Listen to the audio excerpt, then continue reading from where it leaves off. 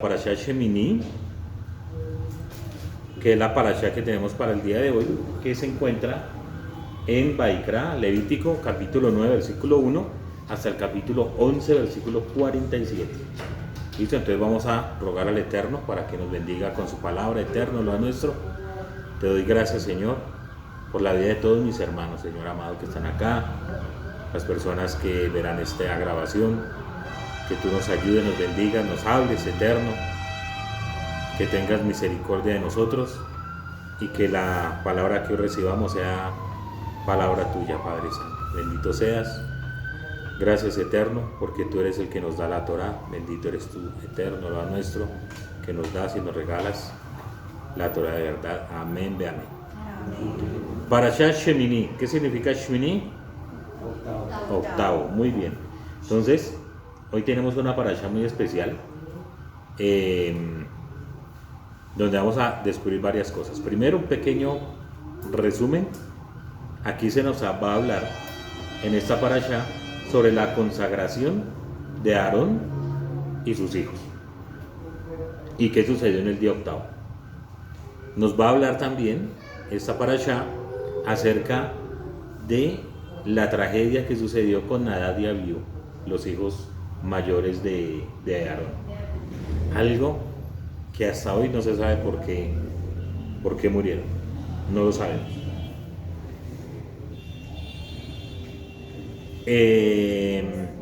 Y nos va a hablar también sobre el kashrut, sobre la comida que está permitida consumir.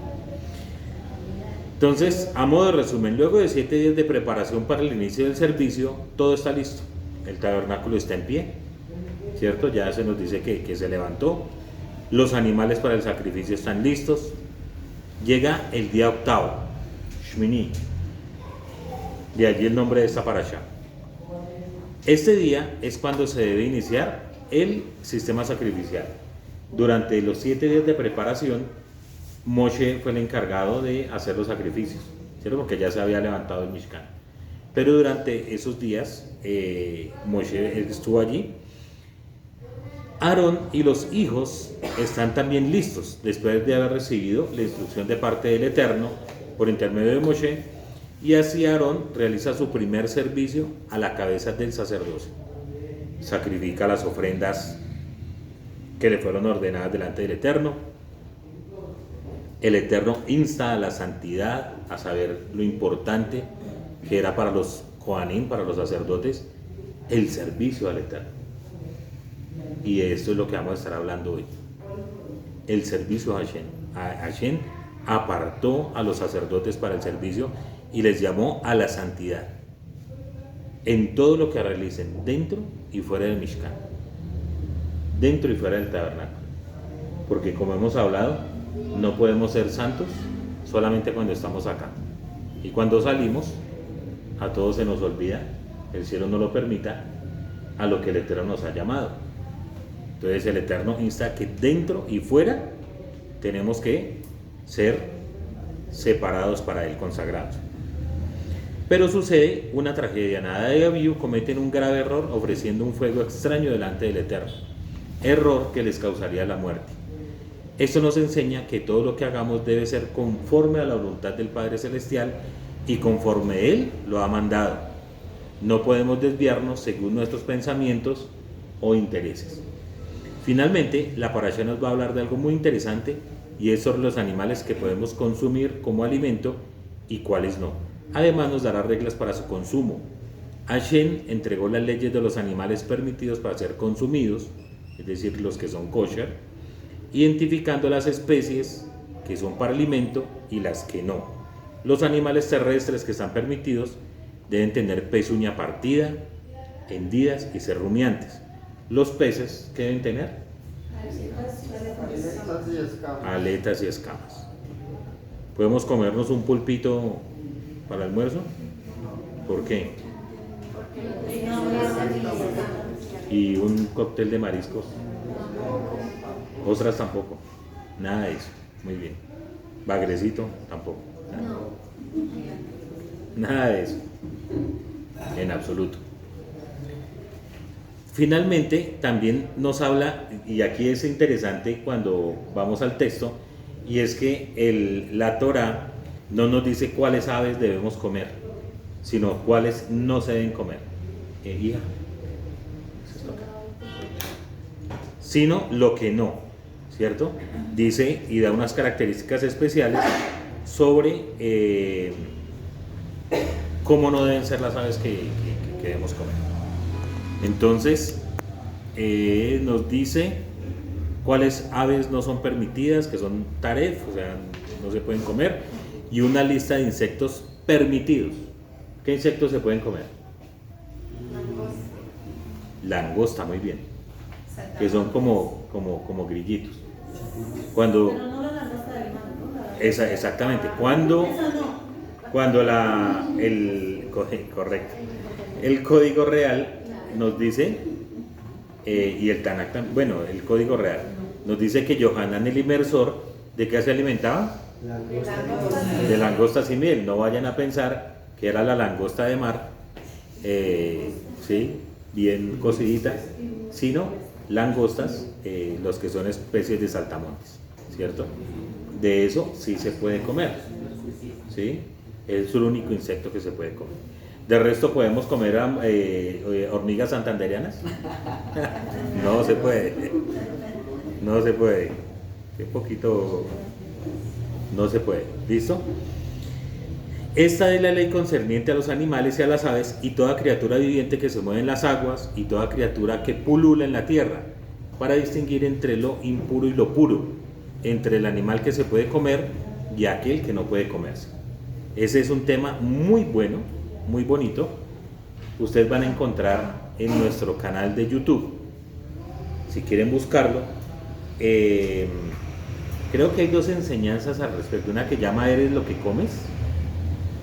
Eres lo que comes, porque ese es un dicho popular judío, porque de lo que comemos, el comer es algo importante. A veces uno cree que hace tantas cosas que mandó el Eterno, pero cuando estudiamos a profundidad el texto, nos damos cuenta que si comemos cosas que no están permitidas, de alguna forma puede causar enfermedad, pero también nos corta la comunicación con el Eterno. Por eso es importante guardar el kashrut, ¿sí? No estamos diciendo que tienen que ir que tiene que ser con sello, que tiene que ser un poco de cosas, que eso ya es otro nivel, ¿sí? Hay por lo menos 4 tipos de niveles de kashrut en el judaísmo, ¿sí? Eso lo vamos a estudiar otra vez, lo estudiamos cuando hicimos las clases de preparación de Bar y Bat Mitzvah, pero nos vamos a dar cuenta que lo básico de guardar el kashrut, ¿qué es? Lo que dice la Torah. No comer esto, no comer aquello, se puede comer esto y lo otro. Eso es lo básico. De ahí para allá, todo lo que se ha desarrollado mediante la halajá, la tradición, pues es algo que se irá, se va estudiando, ¿sí? Pero lo importante inicialmente es que no podemos comer cosas que están prohibidas en la Torah. La Haftará nos trae el relato sobre el año nuevo, ¿cierto? La señal que el Eterno dio a Moshe para recordar que es el año nuevo que empieza, que es el año para la redención. O sea, por eso es importante lo que vamos a celebrar este próximo lunes, al caer la noche. Y el Código Real nos habla del episodio tan bonito y esa visión que tiene Kefa en el momento de hacer el rezo, que descuelgue el lienzo y le llegan cualquier cantidad de animales impuros, y donde dice mata y come, él dice no, yo nunca he comido algo impuro, nada ha tocado impuro mis labios, no lo voy a hacer.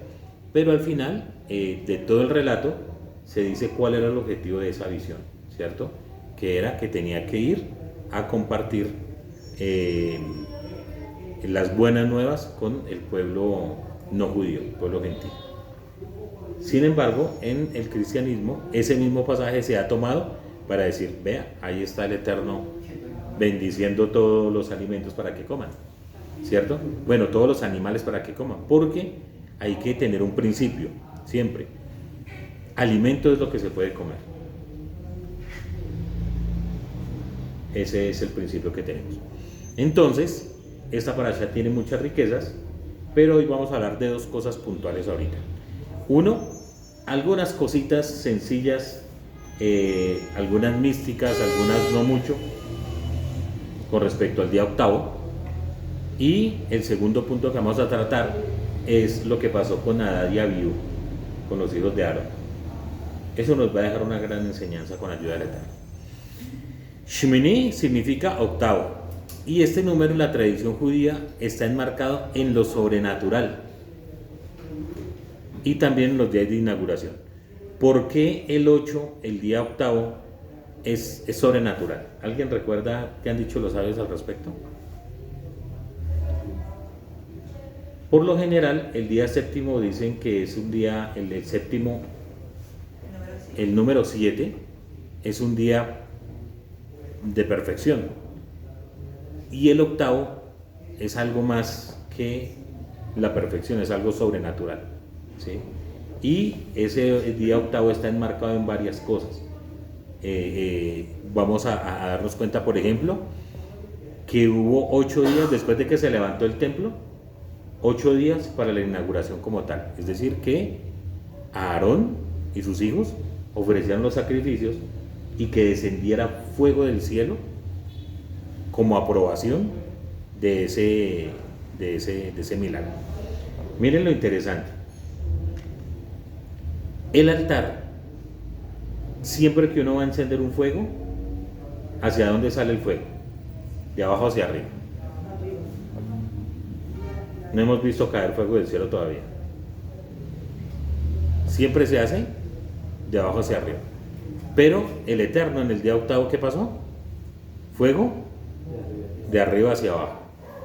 Lo mismo que pasó con Elías, de arriba hacia abajo. Es un milagro. Día octavo. 8 días para la inauguración en la cultura judía a través de la circuncisión. Es decir, ¿a qué edad ponen a los niños se les hace la circuncisión? Al octavo día. 8 días para la inauguración del ser humano en el trabajo del mundo luego de la creación. Porque ¿cuándo fue creado Adán? En el 6.º día. ¿El séptimo tuvo que trabajar? No, estaba en Shabbat. ¿Cuándo inició sus labores en el Edén? En el día octavo. ¿Qué representa el día 8 en el judaísmo? 8 es un número especial, porque si el 7 simboliza perfección, el 8 es un símbolo de todo aquello que está un paso por encima del orden natural, más alto que la naturaleza y sus limitaciones.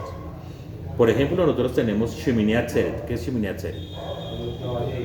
El octavo añadido, que es el día después de cuando termina la fiesta de Sukkot. Pero no es un día aparte, no es un día que está desligado de la fiesta de Sukkot, sino que es un día especial para el pueblo de Israel, ¿cierto? Lo estudiamos. El estudio de la Torah y la práctica de sus mandamientos son las formas en que Israel puede esforzarse por exaltar la espiritualidad humana hacia el reino por encima de lo natural. Está descrito por algunos cabalistas como un portal hacia el infinito. Interesante. Empecemos por decir cuántas veces encontramos este número en la Torá y sus referencias. Según los estudiosos, este Shmini se encuentra 80 veces citados. 80 veces. O sea, 8 y 80. O sea, no pierde su relación. Algunas de estas citas son: la circuncisión es en el día octavo. Todo varón entre ustedes será circuncidado de la carne de tus prepucios, y será una señal del pacto entre tú y yo. El que tiene 8 días entre vosotros será circuncidado. Génesis 17, del 10 al 12. El primogénito de tus hijos me darás. De igual manera harás con tu buey, con tu carnero. 7 días estará la cría con su madre, mas el octavo día me lo darás. Shemot 22, del 28 al 29. O sea, la redención, ¿no? La remisión. La fiesta de Hanukkah dura ¿cuántos días? 8 días. En la reinauguración del templo solo había suficiente aceite de oliva para que la menorá se quemara por un día. Milagrosamente el aceite se quemó durante 8 días. La fiesta de Sukkot dura 8 días. Y este último, bueno, la fiesta de Sukkot dura 7 días, ¿cierto? Pero está el 8 añadido, lo que hablamos ahorita, que se conoce como el nombre de Shemini Atzeret, que es el octavo para la congregación como tal. Posterior al día conocido como Hoshana Rabbah, de mucha alegría. Para los 7 días de Sukkot traerán una ofrenda ígnea al Eterno. En el octavo día será convocación santa para ustedes. Es un día de reposo. Levítico 23:36. El Eterno le dice a Israel: los he detenido a ustedes para que permanezcan conmigo. Por eso es tan especial ese día, porque es durante los 7 días de Sukkot. Es una fiesta no solamente para el pueblo de Israel, sino que está relacionado con las naciones. Durante esa festividad, ¿cuántos toros se sacrificaban? 70, que representaban para la época las 70 naciones que se decía que habían para esa época. Y después de esos 7 días, entonces, estaba el día solo para la congregación de Israel. ¿Qué dice? Esto es análogo a un rey que invitó a sus hijos a comer con él para un determinado número de días, y cuando llegó el momento de que se fueran les dijo: hijos míos, por favor quédense conmigo un día más. Es difícil para mí separarme de ustedes. Hermoso. Maimónides, el Rambán, dictaminó 8 niveles de Sedaká. El alma judía, cuando atraviesa los 7 cielos en descenso al nivel material y viceversa, en ascenso al mundo espiritual, está representado por el número 8. El 8 está representado por la letra Het, de la cual, ¿con qué se escribe? Het, vida. Entonces, inicia así, Hay. Las piezas que tiene la vestimenta del Cohen Agadol son 8. Túnica, calzones, una mitra, una faja, la coraza, el efod, túnica y el pectoral. El sumo sacerdote cambia de vestimenta 8 veces en Yom Kippur, en su intento de trascender de lo físico a lo espiritual.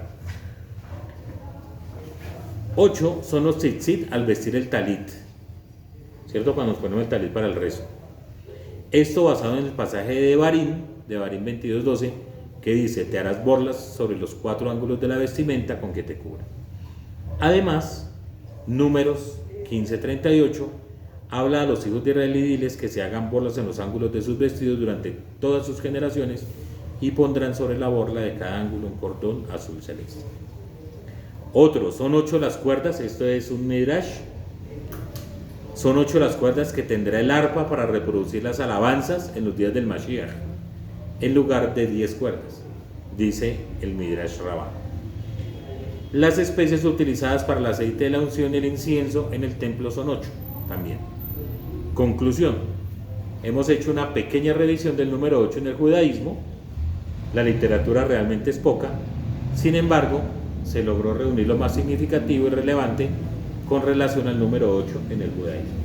Es decir, cuando ustedes vean el número 8 en la Torah Shmini, piensen que ahí hay algo que está oculto, algo muy hermoso que el Eterno tiene para todos nosotros. Ahora sí, vamos a desarrollar la parashá.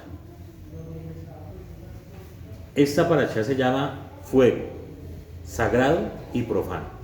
Hay 2 clases de fuego, uno sagrado y uno profano. ¿Qué dice la Torah?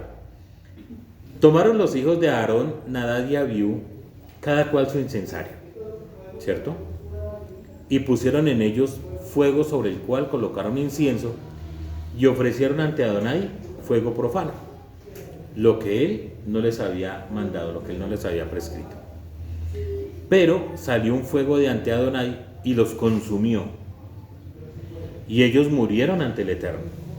Dijo Moshe a Aarón: esto es lo que había hablado Adonai diciendo: entre los que están cercanos a mí seré santificado, y ante todo el pueblo será honrado. Mas Aarón permaneció en silencio. Aquí, este pasaje siempre ha sido un poco complejo de entender. Y vamos a ver por qué razón. Entre las cosas que estuve leyendo esta semana, incluso hay unos dicen que la causa de la muerte de los hijos de Aarón no es que haya descendido fuego del cielo y los haya calcinado, como es lo que pensamos que sucedió. Dice que todo tiene que ver con la función que ellos iban a desempeñar de llevar el saumerio, el incienso. Lo hicieron de una manera que no era correcta. Y el incienso tenía uno de los componentes que podría ser como un narcótico, ¿sí? Y olieron y eso los consumió por dentro. O sea, sí hubo pecado, los consumió, murieron, pero no calcinados como todo el mundo podría pensar cuando dice que cayó ese fuego en ellos, que los consumió. Salió un fuego de ante Adonai. Entonces, de eso se ha hablado mucho. Y para esta clase he tomado un pequeño pensamiento del rabino Zak, Jonathan Zak. Su memoria sea recordada.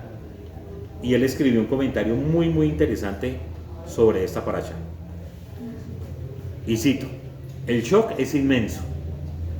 Durante varias semanas y muchos capítulos, el preludio más largo de la Torá, leímos sobre los preparativos para el momento en el cual el Eterno posaría su presencia en medio del pueblo. 5 parashot hemos hablado sobre la preparación de ese momento. ¿Cuáles? Empezando por Terumá, donde se hace el llamado de la donación para la construcción del templo. Tetzabé, Kitizá, Vayaquel y Pekudé. 5 parashot de Shemot. Se viene hablando de eso. Estas parashot describen las instrucciones para la construcción del santuario. Y de este ciclo, de la parashá Vaikra, entonces Vaikra y Sab detallan las ofrendas que se debían sacrificar. O sea, son 7 parashot, casi la mitad del libro de Shemot y el inicio de esto, donde se está preparando todo para el día y el momento especial. Ahora todo está listo. Durante 7 días los sacerdotes, Aarón y sus hijos, son consagrados en su tarea. Entonces llega el 8º día, cuando comenzará el servicio en el Mishkan. Todo el pueblo participó en la construcción de lo que se convertiría la casa visible de la presencia divina en la tierra. Con un versículo simple y emotivo, el drama llega a su clímax. Moshe y Aarón fueron a la tienda del encuentro y al salir bendijeron al pueblo. La gloria de Eloah fue entonces revelada a todo el pueblo. Cuando uno empieza a detallar todo ese proceso, espero que lo hayan leído en la parashá. Cuando Aarón inicia los sacrificios por él, los sacrificios por el pueblo, llega un momento en que bendice al pueblo de Israel, pero no pasa nada. Algo ahí hay, algo que no cuadra, no pasa nada. Entonces Moshe y Aarón van a la tienda y cuando salen vuelven a bendecir al pueblo y dice que descendió fuego del cielo y consumió todo los sacrificios, todo lo que hay en el altar.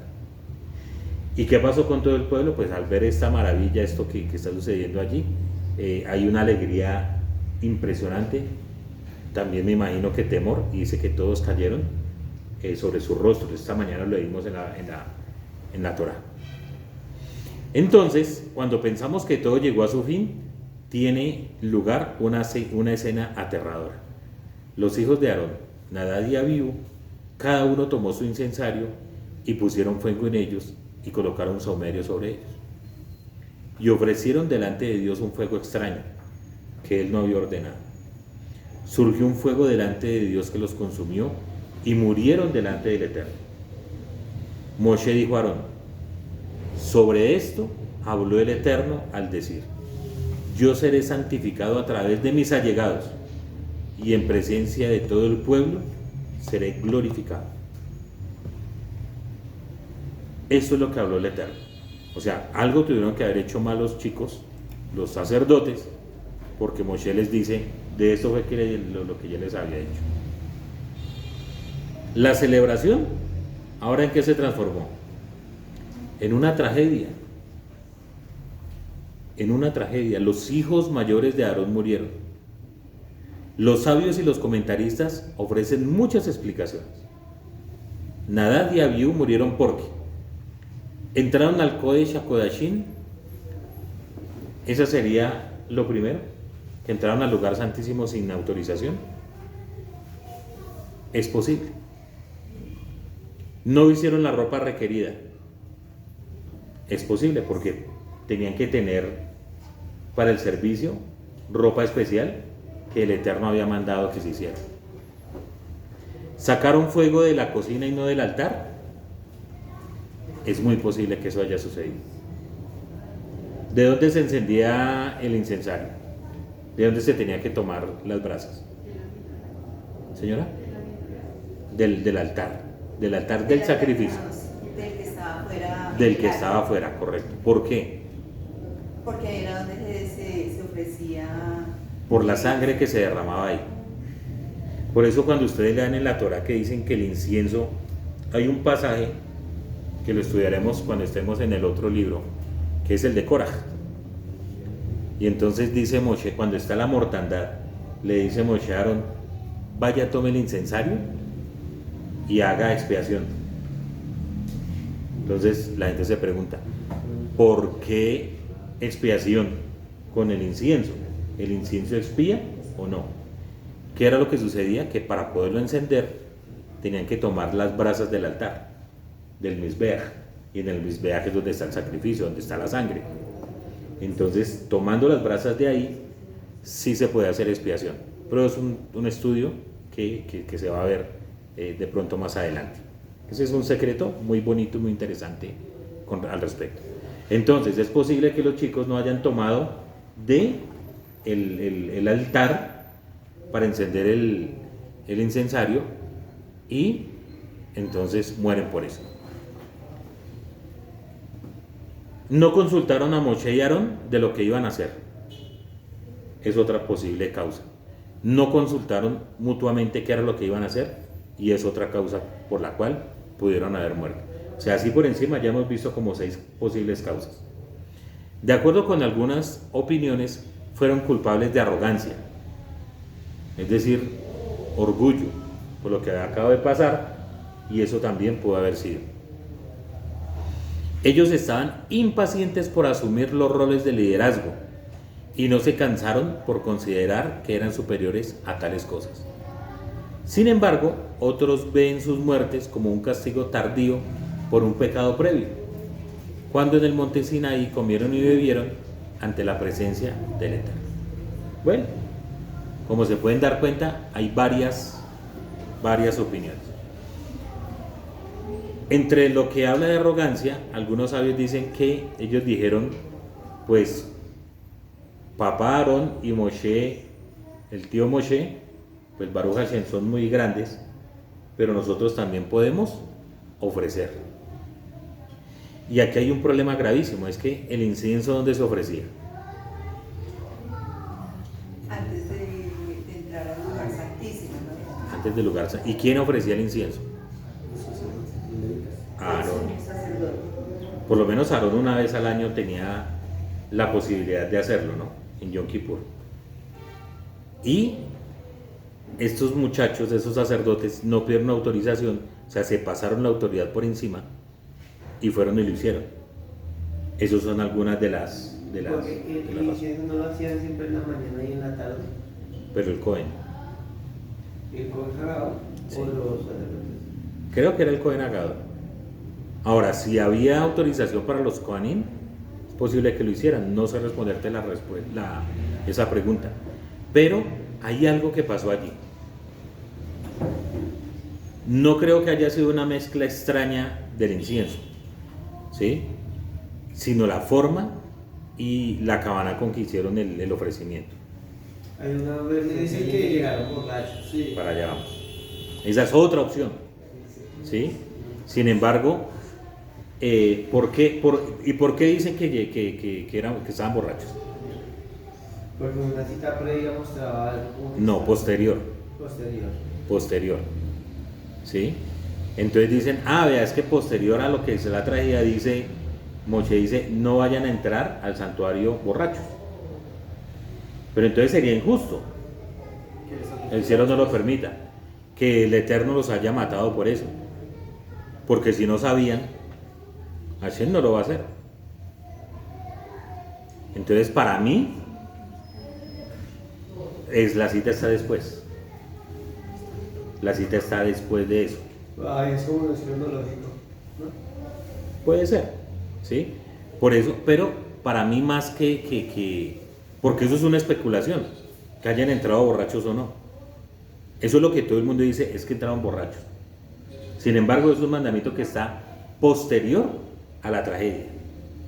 Entonces, En Moisés y los 10 mandamientos, que es la serie que aparece ahí muestran de que estaban borrachos y como que les dio pereza ir hasta el altar a recoger el fuego y lo tomaron de otro lado, eso fue lo que ofrecieron.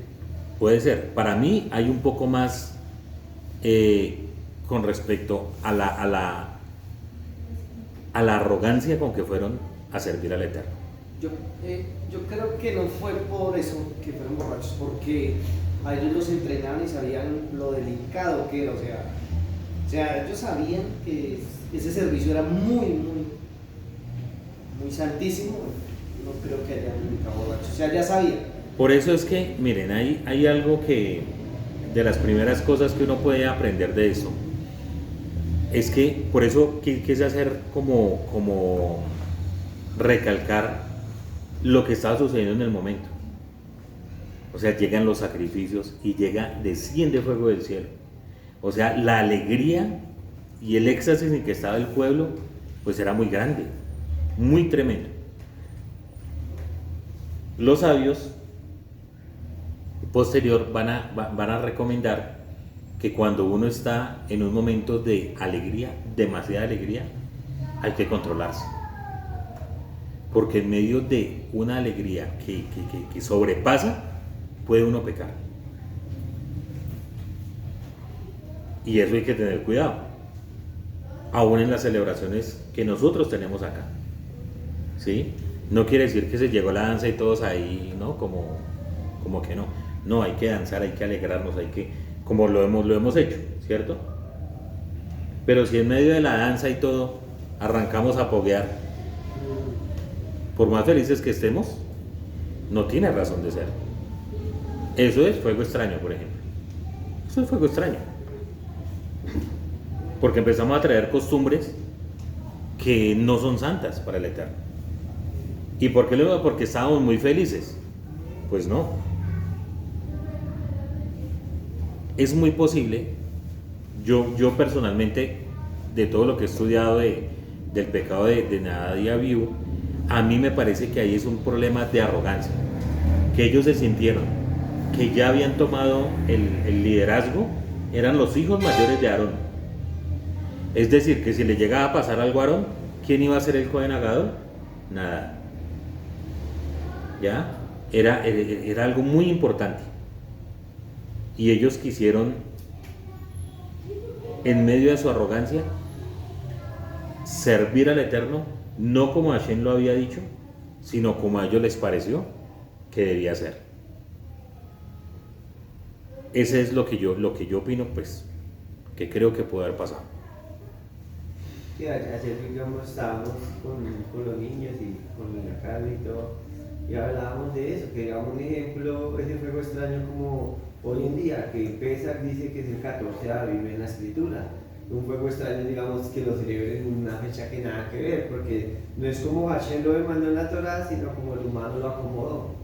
Entonces, digamos, un fuego extraño, como, digamos, le coloqué el ejemplo, como doña Carmen, de cómo los católicos y todavía hacen ese fuego extraño de que no hacen lo que está en la Torah, sino como a ellos les parece, como lo hizo lo determinó por sí. Ok, puede ser, claro que sí. Entonces hay cosas que nos pueden alejar y terminamos ofreciendo un fuego extraño delante del Eterno. Estas interpretaciones representan las lecturas de los 4 lugares en la Torá en que se menciona la muerte de Nadab y Abiú. Entonces se encuentran, por ejemplo, en Levítico 10, versículo 2, capítulo 16, versículo 1, Números capítulo 3, versículo 4, Números capítulo 26, versículo 61. Así como la referencia a su presencia en el monte Sinaí. Cada uno es una profunda meditación respecto a los peligros de un entusiasmo exagerado en la vida religiosa, dice el rabino Jonathan Sacks. Sin embargo, la explicación más simple es la que está explícita en la Torá misma. Nadab y Abiú murieron porque ofrecieron un fuego no autorizado, es decir, un fuego extraño. Esto significa que no les había sido ordenado. Para entender el significado de esto necesitamos recordar el significado de lo sagrado, que es Kadosh, y Mikdash, que es el hogar de lo sagrado. Este pensamiento es muy profundo para que lo tengan en cuenta. Lo sagrado es ese segmento de tiempo y espacio que Dios ha reservado para su presencia. Lo Kadosh. Tiempo y espacio que el Eterno ha reservado para su presencia. La creación implica ocultamiento. La palabra Olam, universo, semánticamente está conectada con la palabra Neelam, oculto. O sea, comparten la misma raíz. Para darle a la humanidad parte de sus propios poderes creativos, como por ejemplo, el uso del lenguaje para pensar, comunicarse, entender, imaginar alternativas futuras y elegir entre ellas, el Eterno tuvo que hacer algo más que crear al Homo sapiens, que crear al hombre. ¿Qué tenía que hacer el Eterno? Borrarse a sí mismo. Lo que los cabalistas llaman Tzimtzum, la anulación. Reducirse, ¿por qué? Porque si el Eterno se manifestara en esta creación como lo que es, pues nadie podría vivir de su grandeza, de todas las cosas tan grande que es Hashem. Inmediatamente el universo se destruiría. Entonces, para que haya creación, para que la creación subsista, el Eterno de alguna manera se reduce. Esto para crear espacio para la acción humana. Ningún acto individual indica con mayor profundidad el amor y la generosidad implícitas en la creación.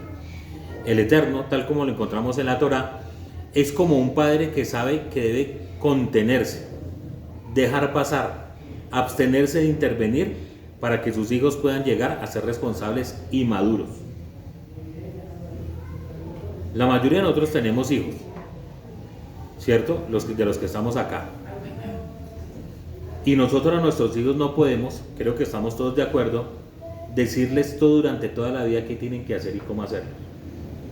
Hay momentos en los cuales tenemos que dejarlos, empezando desde chiquitos, tiene uno que dejarlos gatear, tiene que uno dejarlos caminar, tiene uno que dejarlos correr. Si se dieron un golpecito, listo, los sobamos, pero ya. Y todo el proceso de la vida de ellos, nosotros los acompañamos, pero finalmente no podemos decirle qué hagan y cómo tienen que hacerlo. Ese es el Eterno con nosotros también, así tal cual. Nosotros, ¿qué hacemos? Los aconsejamos.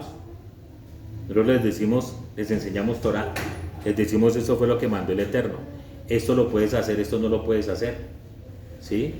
Pero al final, personalmente se lo digo a mis hijos, ustedes cruzan la puerta y yo ya no sé lo que ustedes están haciendo. Ya es responsabilidad de cada individuo. Y así es Hashem con nosotros. Nos dio la Torah, nos dio una instrucción, nos dice qué debemos hacer, pero finalmente Hashem no interviene en lo que nosotros hacemos. ¿Por qué? Porque nos dio libertad para trasegar por este mundo.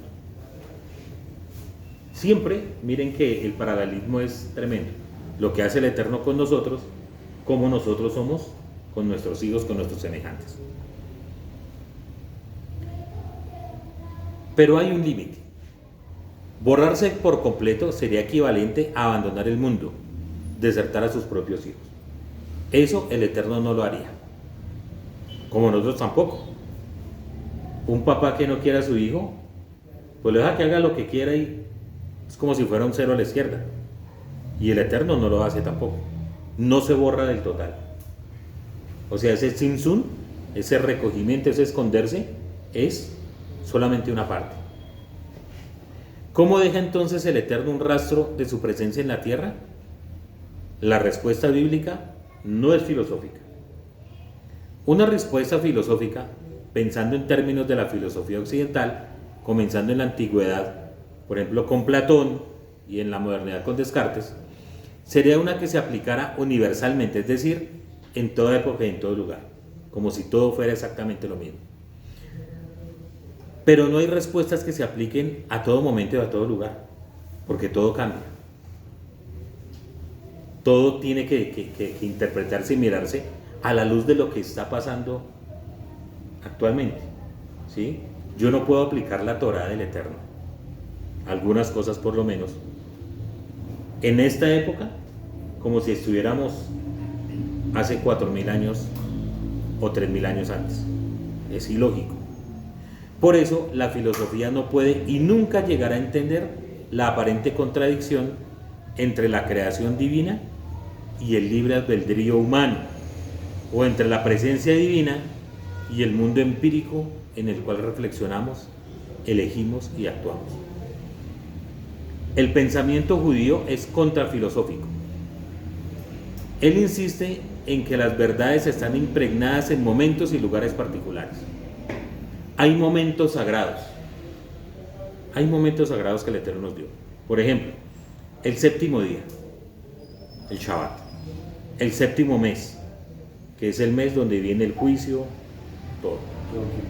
Yom Kippur, las fiestas donde realmente estamos ahí al filo, ¿no? El séptimo año, el final de los 7 ciclos de 7 años, ¿cierto? El jubileo. Son espacios y tiempos sagrados que el Eterno dejó. Hay personas sagradas también, los hijos de Israel en general, de entre ellos los Levín y de entre ellos los Coanim. Pero también hay espacios sagrados, especialmente Israel, dentro de ella Jerusalén, dentro de Jerusalén el templo, en el desierto está el Mishkan, el tabernáculo, el Kodesh y el Kodesh HaKodashim.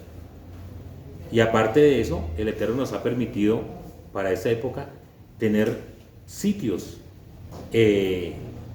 espacios. Por ejemplo, este espacio en el cual el Eterno nos permite estar, pues es un sitio que podríamos decir sagrado, apartado para el Eterno, ¿sí? Aquí nunca se va a hacer una fiesta pagana, el cielo no lo permita, nunca el Eterno lo permita, porque es un espacio reservado para las cosas santas, para el estudio de la Torá, para alabar y bendecir el nombre del Eterno. Lo sagrado en este punto y espacio en el cual la presencia del Eterno se encuentra con el tzimtzum, la autorrenuncia por parte de la humanidad.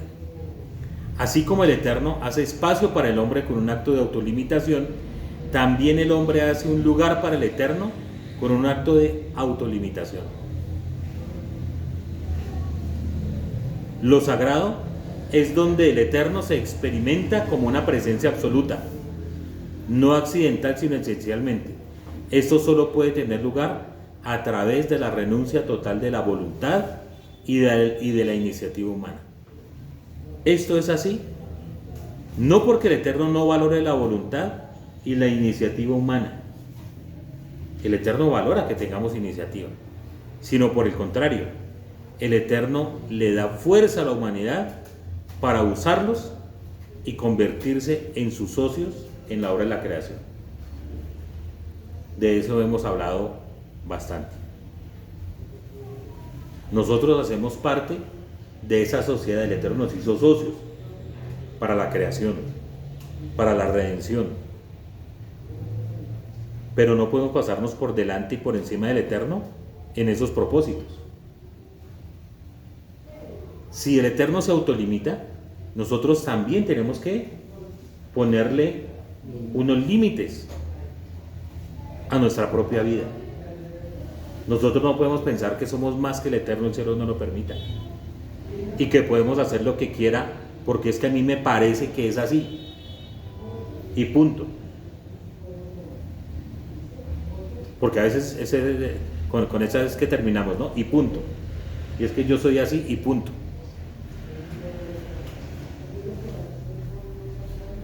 Eso es muy delicado. Tan delicado, mis hermanos, que hay un pasaje en la Torá donde dice que había un israelita que salía a recoger madera en Shabbat y termina siendo muerto por el Tribunal de Justicia. ¿Por qué? Porque era un tipo arrogante. Ya sabía que no se podía ir a recoger madera. Para la época no es como ahora. Vamos a 3000 años antes. Pero a recoger madera tenían que ir y trabajar, recogerla, y no solamente la recogía por recogerla, sino para encender fuego. No era como ahora que prendemos un fósforo y se echa ahí, sino que era encender a punta de 2 piedras y empezar a hacer fuego. Y la gente le decía: no lo haga, no lo haga. Y yo lo hago. ¿Y por qué lo hace? Porque puedo. Como dicen, porque quiero, puedo y no me da miedo, y punto. Porque yo soy yo y punto. Un tipo que conociendo las limitaciones que había, quiso ser más grande que el Eterno. Y al final, por medio del Tribunal de Justicia, por orden del Eterno, lo mataron. Por su arrogancia. Sin embargo, para ser fieles a los propósitos del Eterno, debe haber momentos y lugares en los cuales la humanidad experimente la realidad de lo divino. En esos momentos y lugares se requiere absoluta obediencia. Absoluta obediencia. El error más fundamental, el error de Nadab y Abiú, es tomar los poderes que pertenecen al encuentro del hombre con el mundo y aplicarlos al encuentro del hombre con lo divino. Si Nadab y Abiú hubieran utilizado su propia iniciativa para luchar contra el mal y la injusticia, hubiesen sido héroes, pero usaron su propia iniciativa en el terreno de lo sagrado y se equivocaron. No tomaron lo que el Eterno le dio y haber sido investidos como sacerdotes para trabajar su propia personalidad, sino que utilizaron eso para hacer como ellos creyeron que sería su servicio y pasarse por encima de las instrucciones del Eterno. Ellos afirmaron su propia presencia ante la presencia absoluta del Eterno. Esto es una contradicción de términos y por eso murieron. Por eso creo que ellos, el error que cometieron es la arrogancia de ir a querer ofrecer el incienso en el lugar donde no le era permitido. Al lugar donde estaba la presencia del Eterno. Se creyeron ya demasiado amigos con Hashem. Muchas confiancitas, exactamente. Y en las comunidades muchas veces sucede eso. Se organizan, se hacen cosas sin que las autoridades estén ni siquiera enterados. Luego cuando llega la sorpresa es que hay que avisar. Es decir, en esto no puede haber sorpresas. Cada quien tiene que saber cuál es su función dentro de la comunidad, cuál es su función entre el cuerpo. no pasarse por encima de toda la gente, porque eso es delicadísimo, muy delicado. Y el Eterno no permite eso. No quiere decir que no haya iniciativas, formas de hacer las cosas, pero siempre y cuando no traspasen algunos límites, mi hermano. Pues yo creo que debido a eso, más adelante ya se encomendaron funciones, porque ya eran solo los levitas los que podían hacer ese tipo de rituales. Las funciones fueron dadas desde antes. Por eso. Ajá. Sí. Entonces, al ser ellos levitas, o solo para eso era porque todo el mundo no. Así fuera muy santo de otra, No lo podían hacer. No lo podían hacer. Incluso de pronto hasta más santos que ellos, que los propios levitas. Correcto. Pero si no era levita, No lo podían no hacer. lo podía hacer. Exactamente. Y con más Y condiciones. entre los levitas, no todos podían hacer Nadie. sacrificio, y porque lo hacían la orden de los Kohanim.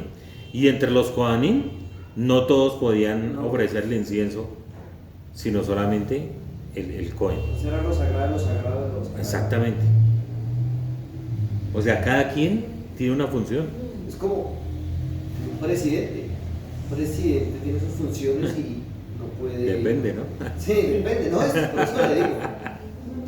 Son funciones muy específicas. Así es. Es un error pensar en el Eterno como si Él fuera caprichoso. El cielo no lo permite. Celoso y enojado. Un mito divulgado por los primeros cristianos en un intento por definirse a sí mismo como la religión del amor, superando al Dios cruel, duro y vengativo del Viejo Testamento. El cielo no lo permite. Cuando la Torá misma usa estos términos, ella habla en el lenguaje de la humanidad, es decir, en términos que la gente entenderá. La verdad, el Tanaj es una historia de amor completa, el amor apasionado del Creador por sus criaturas, que sobrevive a todas las decepciones y traiciones de la historia humana.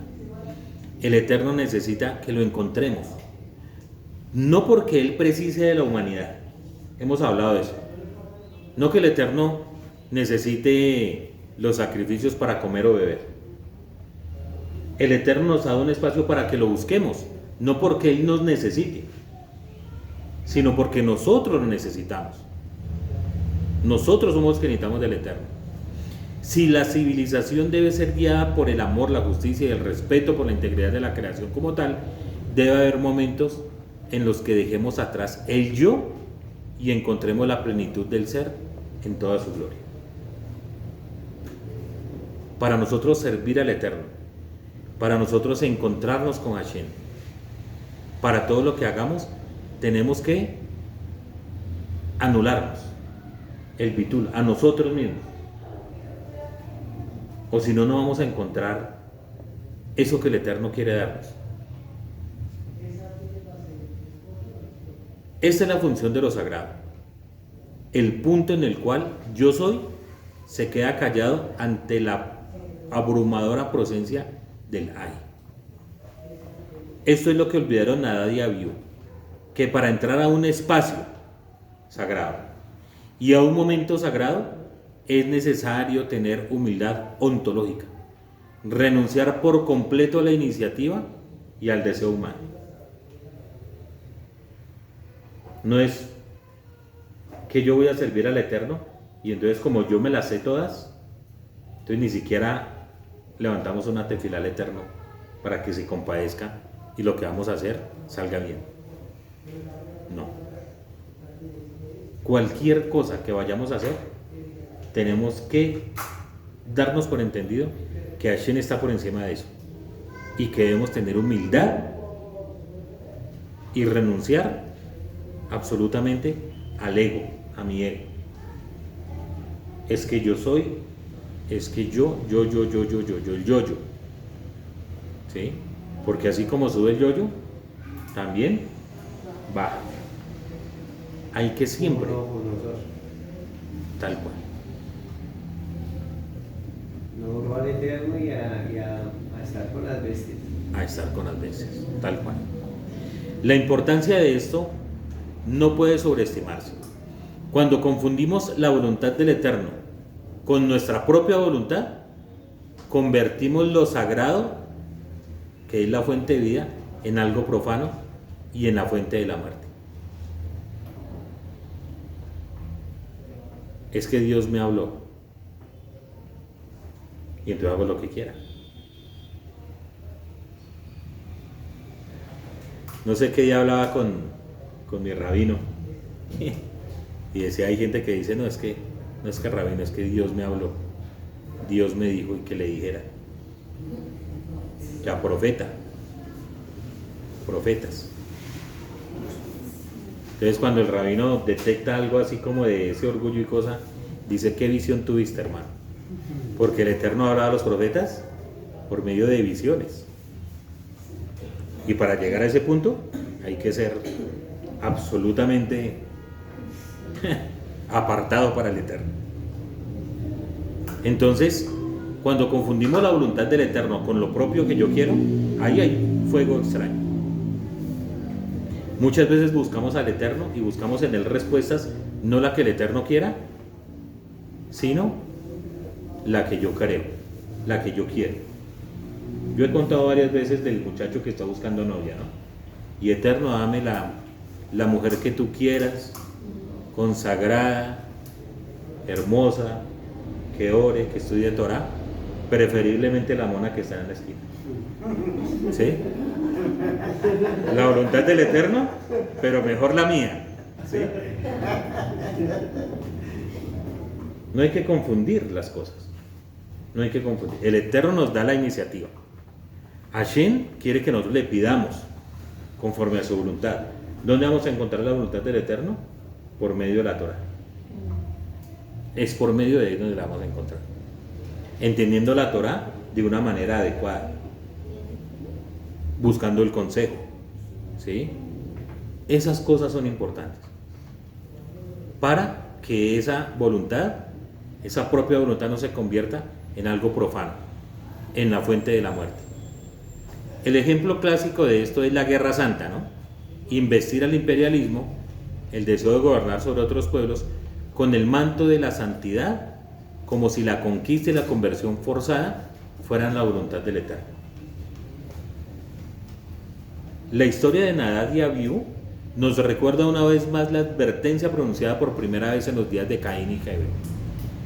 El primer acto de adoración condujo al primer asesinato. Es lo primero que nos dice el Eterno, la Torah. Debían ir a adorar a Hashem y de ahí viene el primer asesinato que aparece en la Escritura. Al igual que la fusión nuclear, la adoración genera poder, lo cual también puede ser profundamente peligroso. El episodio de Nadab y Abiú fue escrito en 3 clases de fuego. Primero está el fuego del cielo. ¿Qué dice? Un fuego surgió delante del Eterno y consumió sobre el altar la ofrenda de ascensión, cuando descendió el fuego. Este era el fuego favorable, que consumió el servicio del santuario. Luego vino el fuego no autorizado, ofrecido por los 2 hermanos. Los hijos de Aarón, Nadab y Abiú, cada uno tomó su incensario y pusieron fuego en ellos y colocaron saumerio sobre ellos y ofrecieron delante del Eterno un fuego extraño que él no les había ordenado. Entonces estuvo el contrafuego desde el cielo. Surgió un fuego delante del Eterno que los consumió y murieron delante del Eterno. El mensaje es simple y sumamente serio. La religión no es lo que pensó que sería el iluminismo europeo, muda, marginal y templada. Esa no es la religión ni la forma de acercarnos al Eterno, como un monje que ni habla, con votos de silencio y un poco de cosas. No. Por lo menos nuestra religión, nuestra cultura es fuego, porque por eso sentimos esas ganas de adorar al Eterno. Pero como el fuego calienta, pero también como el fuego quema. Y nosotros somos los guardianes de la llama. Qué hermosa reflexión. Nosotros somos los guardianes de esa llama. Depende de nosotros si es una llama que calienta o una llama que el cielo no lo permita, nos puede matar. ¿Cómo es nuestro servicio al Eterno? ¿Cómo lo debemos hacer? Con responsabilidad, con mucha responsabilidad. Y ese fuego que arde en nuestro interior sea a su vez